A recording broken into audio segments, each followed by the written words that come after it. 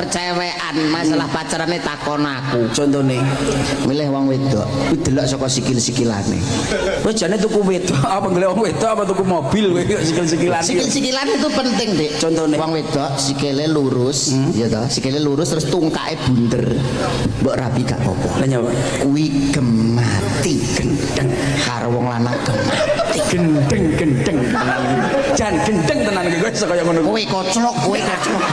Aku ki kok awakmu kok rohno lho maksude. Lah aku wis pengalaman kok tungkae bunder, sikile rada lurus, kuwi wonge gemati karo wong lanangane gemati. Pamane wong lanang teko ngrusokne napa to Mas, monggo nyuwun napa dahare napa. Iya. Roh aku. Jenenge wong gemati. Iya. Jenenge wong gemati ya. Pamane terus Wonge wong wedok kok nuwun sewu, mlakune semu rada jinjit. Kuwi mbok rabi ra apa-apa. sing jinjit mengarep apa mundur? Mengarep no mlakune ngene.